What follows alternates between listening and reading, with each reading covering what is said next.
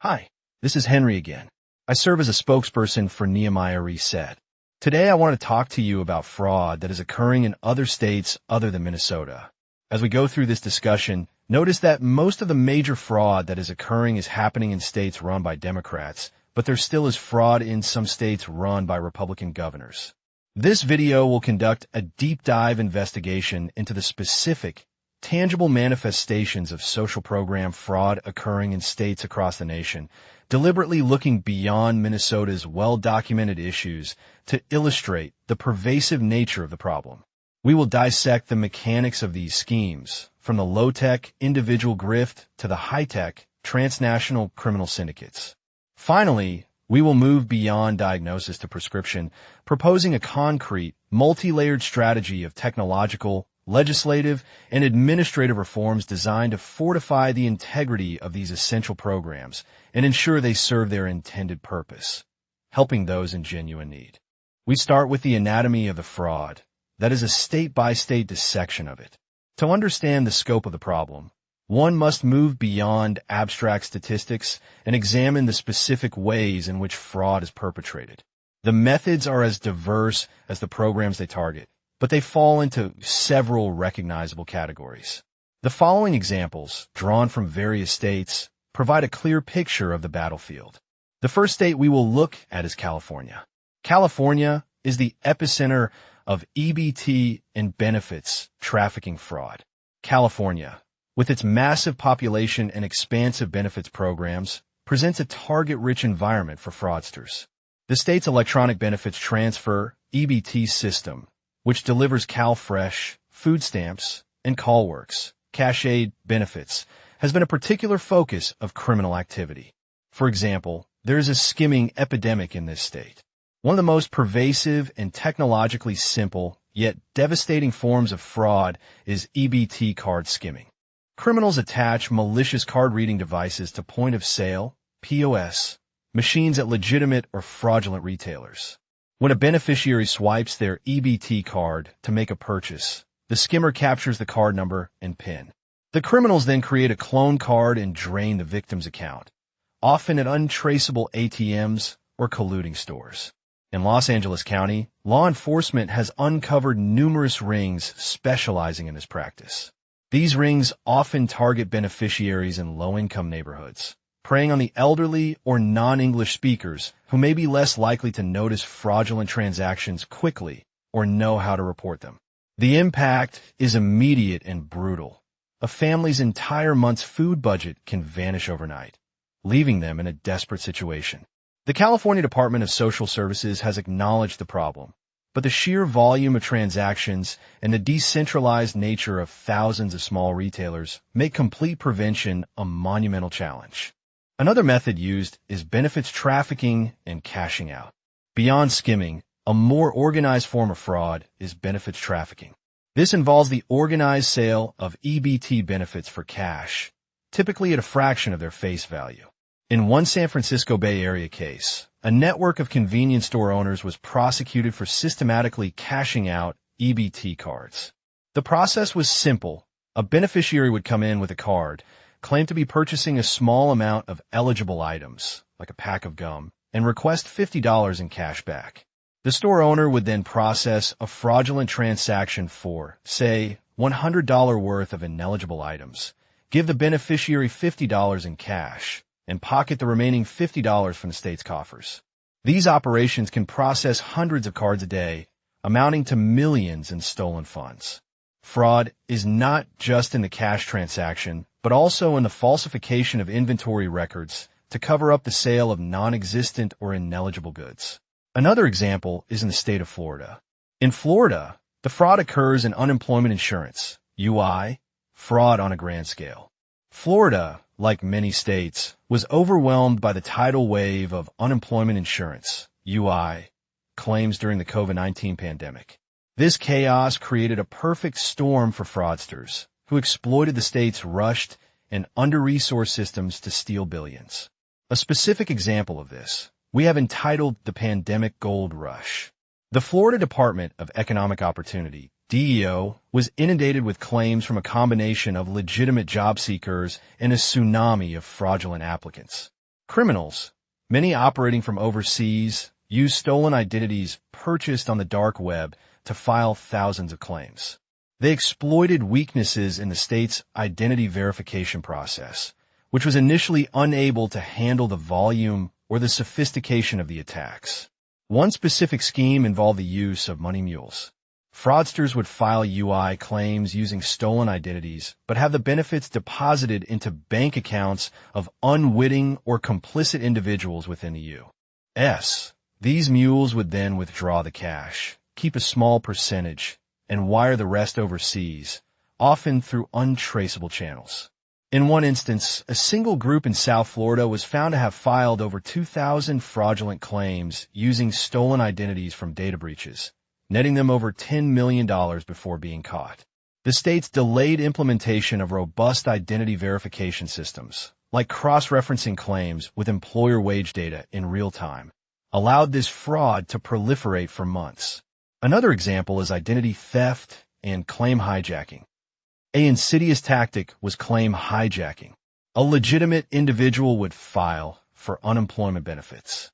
Before the first payment was even issued, a fraudster, having obtained the person's social security number and other personal data, would contact the DEO, change the direct deposit information or mail address to their own, and siphon off the benefits. The legitimate claimant would only discover the fraud weeks later when their expected payment failed to arrive, leading to a nightmarish bureaucratic process to prove their identity and reclaim their benefits. This type of fraud victimizes the system twice. It steals public funds and inflicts severe emotional and financial distress on the very people the program is meant to help. The next state that we will look at is the state of New York. New York Medicaid fraud and the opioid connection also created opportunities for fraud. New York's Medicaid program, one of the largest in the nation, is a frequent target for sophisticated fraud schemes that often involve collusion between providers, patients, and criminal organizations. Another specific example is known as phantom billing fraud or billing for unnecessary services. A classic form of Medicaid fraud is phantom billing, where providers bill the state for services they never rendered. In a recent case in the Bronx, a medical clinic was shut down for billing Medicaid for thousands of patient visits that never occurred. The clinic's operators would use the stolen identities of Medicaid recipients or identities of people who were deceased to generate fake invoices for everything from routine checkups to specialized procedures. They created a facade of legitimacy with falsified medical charts and patient records, all designed to pass cursory audits. A more dangerous variant involves billing for unnecessary medical services and prescriptions. This is particularly prevalent in the context of the opioid crisis. In several upstate New York counties, law enforcement has dismantled pill mill operations where corrupt doctors, often in league with drug dealers, would prescribe massive quantities of opioids to Medicaid patients. The patients, many of whom were addicted, would either use the drugs or sell them on the street. The doctors would then bill Medicaid for the expensive office visits and drug tests that accompanied these illegitimate prescriptions. This scheme not only defrauds the taxpayer, but also fuels a public health crisis, demonstrating the devastating real-world consequences of this type of fraud. Another state where fraud is occurring is in the state of Texas. For example, in Texas, the fraud is occurring in WIC and child care billing. While larger programs like Medicaid and UI often grab headlines, fraud also thrives in programs designed to support children families, such as the Special Supplemental Nutrition Program for women, infants, and children, WIC, and subsidized child care. The WIC program provides specific, nutritious foods to low-income pregnant women and young children. Fraud often occurs at the vendor level. In Texas, a sting operation revealed a scheme where a small grocery store owner was colluding with WIC recipients. The owner would allow recipients to use their WIC vouchers to purchase ineligible items, like beer and cigarettes, or simply give them cash in exchange for the vouchers. The store owner would then submit the vouchers to the state for reimbursement, as if they had been used for legitimate WIC-approved foods like milk, cheese, and cereal. This not only defrauds a program, but also undermines its core nutritional mission. Another area where fraud is occurring is in the area of childcare subsidies. Texas's subsidized childcare program, which helps low-income families afford daycare, is vulnerable to fraud through attendance falsification. In one Houston case, a childcare center owner was prosecuted for billing the state for children who were not in their care. The center would maintain a roster of children officially enrolled in the subsidy program, but would bill the state for full-time care 5 days a week, even when the children attended sporadically or not at all. Parents, sometimes complicit, would receive a kickback. This fraud steals resources meant to provide safe and enriching environments for children and lines the pockets of unscrupulous business owners. In the state of Illinois, fraud is occurring in SNAP and housing vouchers. Illinois, particularly in the Chicago area, has seen persistent fraud in its Supplemental Nutrition Assistance Program, SNAP, and its Housing Voucher Program, Section 8. Similar to California, Illinois has battled retailer fraud in its SNAP program. A common scheme involves discounting. A SNAP recipient comes to a store to buy $100 worth of eligible groceries. The retailer rings up only $50 but charges the recipient's EBT card the full $100. The retailer then gives the recipient $50 in cash. Both parties benefit. The recipient gets cash, and the retailer gets an extra $50 in revenue from the federal government for goods they never sold. This type of collusion is difficult to detect without sophisticated data analysis that flags retailers with consistently high transaction averages or unusual purchasing patterns compared to similar stores. The Illinois Department of Human Services has conducted undercover operations, but the sheer number of retailers makes comprehensive oversight a constant struggle. In the area of Section 8 housing, fraud is also occurring in the area of rental assistance to low-income families. This area is ripe for potential fraud. In Chicago, a common scheme involves landlords and tenants colluding to overcharge the government. A landlord might list a unit for $1,200 a month. A Section 8 voucher holder with a voucher that covers up to $1,000 agrees to rent it. The landlord and tenant then submit a fraudulent lease to the Chicago Housing Authority stating the rent is $1,000. The government pays the landlord $1,000, and the tenant pays the landlord $200 in cash under the table. While this seems minor, it violates program rules and can escalate. More egregious fraud involves landlords renting out uninhabitable or even non-existent units to phantom tenants, collecting the government's subsidy month after month without providing any housing at all. In the state of Arizona, fraud is occurring in the area of tribal and rural healthcare. Fraud is not limited to urban centers. In states with large rural and Native American populations, unique vulnerabilities exist within healthcare systems. A specific example of this is in the area of Indian Health Service, IHS. The Indian Health Service, a federal program providing health care to Native American tribes, is funded through a combination of direct federal appropriations and contracts with tribal health programs. Fraud can occur when tribal health programs or private contractors bill for services not rendered. In Arizona, an investigation uncovered a scheme where a behavioral health provider, contracted by a tribal health program, was billing IHS for hours of counseling that were never provided. They would use patient names and create falsified session notes to justify the billing. This type of fraud is particularly damaging as it siphons away desperately needed resources from a community already facing significant health disparities and underfunding. So, why does fraud flourish in both state and federal programs?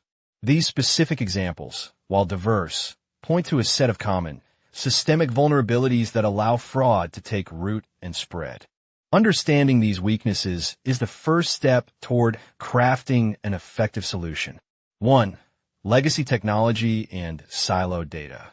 Many state agencies rely on outdated, decades-old computer systems that are incapable of communicating with each other. A fraudster who has kicked off the unemployment rolls in Florida for a fraudulent claim can easily apply for Medicaid in Texas, and the two systems have no mechanism to cross-reference their data. This lack of interoperability creates a patchwork of programs that is easy to exploit. 2. The pay-and-chase model. The prevailing administrative model is often pay-and-chase. Agencies are under immense pressure to process claims and disburse benefits quickly to avoid delaying aid to those in need. This emphasis on speed over verification means that fraudulent applications are often approved first, with the hope of catching them later through audits. By then, the money is long gone. 3. Insufficient identity verification. As seen in the Florida UI crisis, many systems lack robust, real-time identity verification. They rely on self-reported information, like a name and social security number, that can be easily stolen or fabricated. Without a secure, digital identity verification layer, the system is an open door for identity thieves. 4. Decentralized administration. While federal funds support these programs, they're often administered by a patchwork of state, county, and even local agencies. This decentralization leads to inconsistent rules, varying levels of oversight, and a lack of a unified, strategic approach to fraud detection. 5. Lack of analytics and proactive monitoring. Fraud detection is too often reactive, triggered by a tip or a random audit. Agencies frequently lack the data science expertise and tools to proactively monitor transactions for red flags. They are not using predictive analytics to identify high-risk providers, claimants, or retailers before a massive loss occurs. So what are some ways we can combat the deficiencies in these programs? Eradicating fraud entirely is an unrealistic goal, but it can be dramatically reduced to a manageable nuisance. This requires a fundamental shift from a reactive, punitive posture to a proactive, preventative one. The following is a comprehensive, multi-pronged strategy that governments at all levels can adopt to shore up the integrity of their social programs. Layer 1. Technological fortification, building a modern defense. The foundation of any anti-fraud strategy must be a technological overhaul. This is an investment that pays for itself many times over. 1. Create a unified, cross-agency data hub. The single most effective step is to break down the data silos. States and the federal government should invest in creating a secure, centralized data hub that integrates information from all major social programs, UI, SNAP, Medicaid, WIC, housing, etc., and other government databases, e.g., Department of Motor Vehicles, Corrections, Vital Statistics. How it works.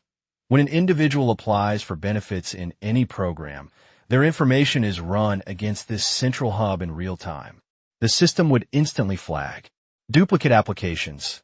Is the same person applying for UI in 2 different states? Incarceration status. Is the applicant currently incarcerated and therefore ineligible for most benefits? Death records. Is the social security number associated with a deceased individual? Cross-program inconsistencies. Does an individual claiming zero income on a SNAP application have recent wage data reported by an employer in the state's tax system? Benefit. This moves from pay and chase to verify first, pay later, stopping a huge percentage of fraudulent applications at the front door. 2. Implement a federal digital identity standard. The reliance on static identifiers like social security numbers is obsolete. The government should establish a secure, voluntary, and privacy-preserving digital identity standard for all citizens interacting with federal services. How it works. This could leverage existing technologies or create a new digital wallet system. When a person applies for benefits, they would use their secure digital identity, protected by multi-factor authentication, biometrics, or cryptographic keys, to prove they're who they say they are. This would be far more difficult to steal or spoof than a SSN. Benefit. This would cripple the identity theft schemes that fueled the UI fraud crisis. It also streamlines the application process for legitimate users, creating a win-win. 3. Deploy advanced analytics and AI for proactive monitoring. Agencies must move from random audits to intelligent, data-driven oversight. This requires hiring and training data scientists and investing in AI-powered fraud detection platforms. How it works. These systems would continuously analyze transactional data to identify anomalous patterns that are indicative of fraud. For example, EBT/SNAP. Flagging a retailer whose average transaction is 5x higher than the regional average, or who consistently processes transactions in the middle of the night. Medicaid. Identifying a provider who bills for an impossibly high number of hours per day, or who prescribes a rare and expensive opioid to a disproportionate number of their patients. UI. Detecting a batch of claims filed from the same IP address using slightly different stolen identities. Benefit. This allows investigators to focus their limited resources on the highest risk cases, dramatically increasing their success rate and deterring fraudsters who know they are being watched. Layer 2. Legislative and policy reform. Changing the rules of the game. Technology alone is not enough. The legal and policy framework must be updated to empower agencies and deter criminals. 1. Mandate real-time data matching. Congress and state legislatures should pass laws requiring state agencies to participate in the data hub described above. This should not be optional. Furthermore, they should mandate that employers report wage data in real time, not quarterly, to enable immediate cross-checking with UI claims. 2. Enhance penalties and establish a unified fraud registry. The penalties for social program fraud are often insufficient to deter organized crime.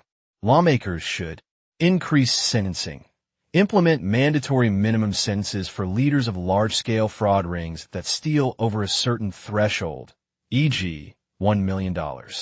Create a fraudster registry, similar to the sex offender registry. Create a public, national database of individuals and businesses convicted of major social program fraud.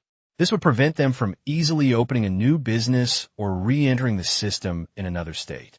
Strengthen asset forfeiture. Make it easier for law enforcement to seize the assets and profits derived from fraud, including those hidden overseas. 3. Promote clawback, authority, and simplified recovery. Agencies need a more efficient process for recovering stolen funds. Legislation should streamline the clawback process, allowing agencies to intercept federal or state tax refunds, lottery winnings, or other government payments owed to a convicted fraudster to repay the debt. Layer 3. Administrative and operational overhaul. Executing the plan.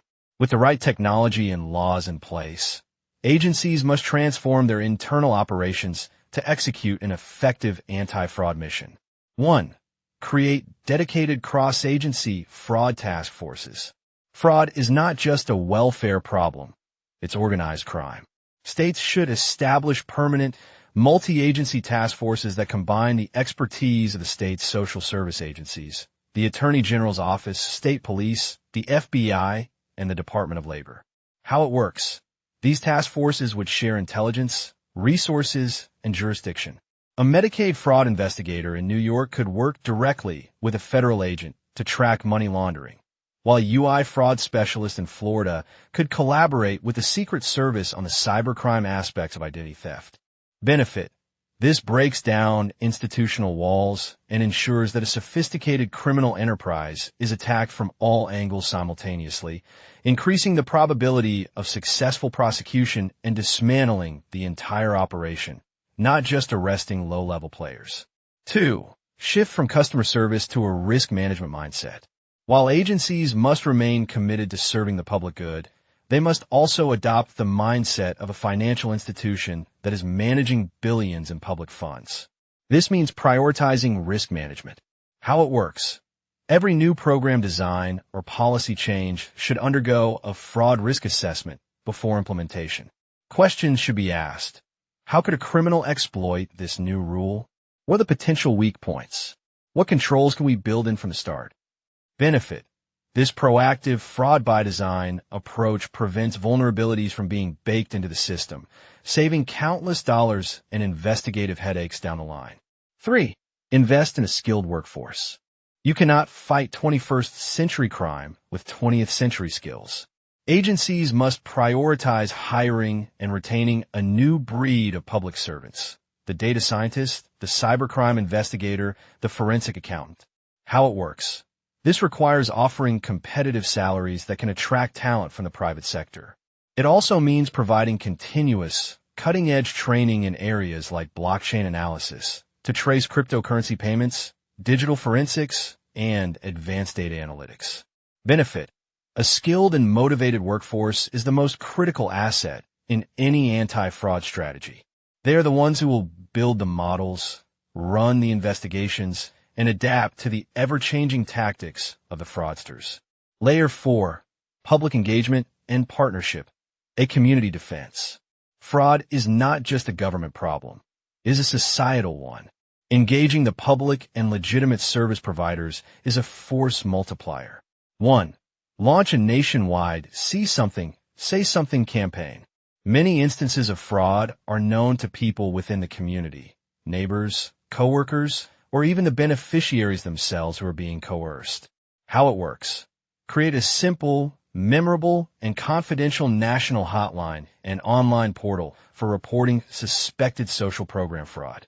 This should be heavily promoted through public service announcements, social media, and posters in government offices and community centers. Benefit: this taps into a massive source of human intelligence that agencies currently lack. A single tip from a convenience store employee about a cash for benefits scheme can lead to the unraveling of a multi-million-dollar criminal ring. 2. Empower and educate legitimate providers and retailers.